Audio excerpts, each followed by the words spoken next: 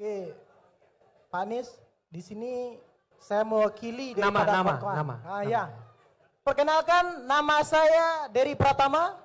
Saya alumni dari UIN Mahmud Yunus Nusantara, Pak Anies. Jadi di sini pertama sebelum saya bertanya Pak Anies, saya ingin minta dua hal kepada Pak Anies. Yang pertama itu Pak Anies orang yang luar biasa, tetapi saya ingin menjawab di sini tidak memakai dengan kalimat-kalimat yang tinggi, Pak Anies. Karena di sini tidak semuanya yang memahami kalimat-kalimat tinggi seperti yang di TV itu, Pak Anies. Yang kedua, jangan banyak janji di antara masyarakat hari ini.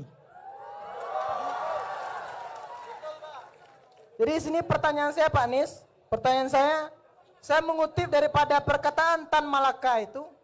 Kata Tan Malaka, tujuan daripada pendidikan itu adalah mempertajam pengetahuan, memperkukuh kemauan, dan memperhalus perasaan, Pak Anies. Jadi dari kalimat itu, kami sebagai mahasiswa, kami sebagai orang yang pernah belajar itu, banyak di antara kami yang hari ini telah menjalankan tiga hal itu, Pak Anies, tetapi merasa ketakutan. Karena apa? Karena setelah sekolah, setelah berkuliah itu takut tidak mendapatkan pekerjaan. Selanjutnya, banyak di antaranya orang-orang elit yang berada di pemerintahan itu, Pak Anies, tidak mendengarkan dan tidak mau membawa kami masuk ke dalam pemerintahan itu. Jadi Pak Anies, saya minta penjelasannya, kami dari sektor kawan-kawan mahasiswa dan dari seluruh yang pernah berkuliah, Pak Anies. Sekian, terima kasih. Sulit cari kerja. Jangan tinggi-tinggi, sederhana aja. Sulit cari kerja, gitu kan? Nah, gitu. Rupanya dia yang ngomongnya rumit nih. Saya mencoba mencari apa nih maksudnya. Ternyata pertanyaan sederhana, bagaimana cepat cari kerja, gitu. Jadi yang berbelit-belit siapa ini?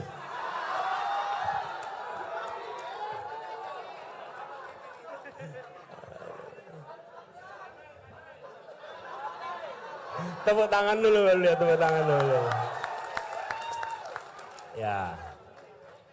Gini, makasih. Namanya sekali lagi siapa? Panggilannya? Dery. Bung Dery, terima kasih Bung Dery. Jadi kita tadi pertanyaan, jangan banyak janji. Saya ingin komentari dulu soal jangan banyak janji. Sebenarnya bagi masyarakat hari ini jangan melarang untuk punya banyak janji. Tapi bilang begini, silahkan Anda janji yang banyak. Kami akan catat janjimu dan kami akan tagih janjimu. Gitu. Loh, kalau Anda melarang kami janji banyak, rugi Anda. Rugi. Bener gak? Harusnya dibilang, Pak Anies janjimu kurang banyak Pak Anies. Janjinya ditambah, nanti kami tagih janjimu. Begitu. Jangan slogannya dibalik. Jangan banyak janji. Loh, kok jangan banyak janji? Buat saya baik-baik aja itu. Berarti Anda, kalau tadi saya bilang ada 5 hal, dikurangi aja ya tadi ya. Mau nggak dikurangi tadi? Ya, kalau gitu stadion dihapus saja ya. Oke. Revitalisasi kereta api hapus saja ya. Loh, kata dia jangan banyak janji. Nah, makanya dibalik. Nah, ini saya ajarin nih.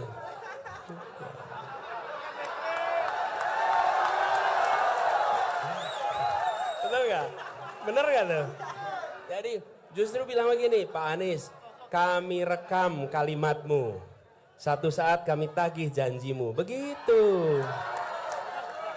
Jadi nanti kalau ketemu dengan siapapun yang berkampanye, katakan, kurang janjimu, tambahin ini, 1, 2, 3, 4, gitu ya. Setuju ya? Oke.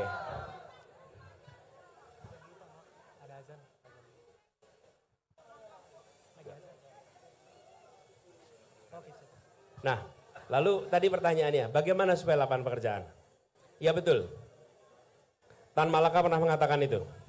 Tujuannya mempertajam kecerdasan, memperkuat kemauan, memperhalus perasaan. Itu dikatakan Tan Malaka. Dan kita semua ingat kalimat itu. Nah sekarang kita harus ingat bahwa pendidikan bukan sekedar persiapan kerja. Dan pendidikan bukan semata-mata untuk menciptakan penjajah ilmu pengetahuan yang akan menjual ilmunya kepada orang-orang yang akan membayar dengan harga termahal. Bukan. Pendidikan adalah mengembangkan potensi yang ada dalam dirinya untuk menjadi manusia yang berakhlak, manusia yang punya kompetensi, manusia yang punya skill, manusia nanti yang memberikan manfaat bagi dirinya dan lingkungannya. Itulah fungsi pendidikan. Sehingga pendidikan itu membekali seseorang sesuai dengan potensinya. Kira-kira begitu. Seperti yang dikatakan juga oleh Tan Malaka. Nah, sekarang tantangan kita apa? Tantangan kita begini. Tantangan kita bukan anak-anak saja yang tidak bisa mendapat pekerjaan, tapi pekerjaannya yang kurang banyak. Jumlah yang lulus dengan lapangan pekerjaannya tidak seimbang, nggak seimbang. Katakanlah begini, yang lulus 100 pekerjaannya 60, otomatis 40 nggak dapat pekerjaan. Itu sebabnya kami selalu katakan, kita ingin kebijakan pertumbuhan ekonomi yang menciptakan pemerataan dan keberlanjutan.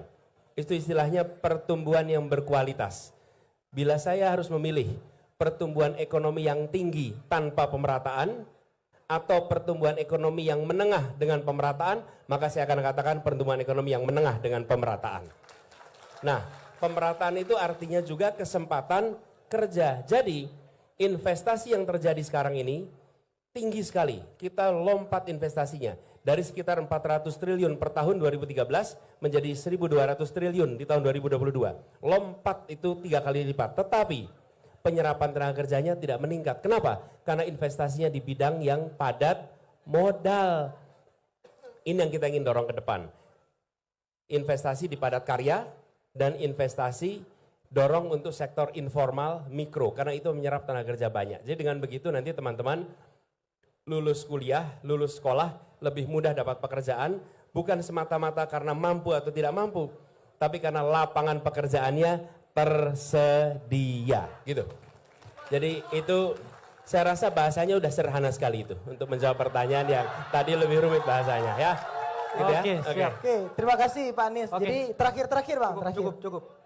Jadi terima kasih. Udah menjawab ya, udah menjawab. Jadi terakhir saya mengklarifikasi terkait itu, memang benar. Saya berdiri di sini karena ingin belajar dari beliau. Oke. Kalau saya salah, berarti beliau adalah orang hebat.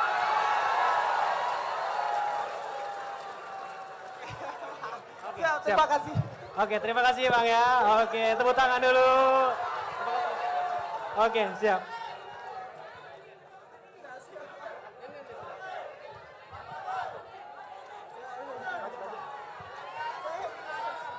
Saya bilang tulis nomor HP-nya biar fotonya bisa dikirim. Oke, siap.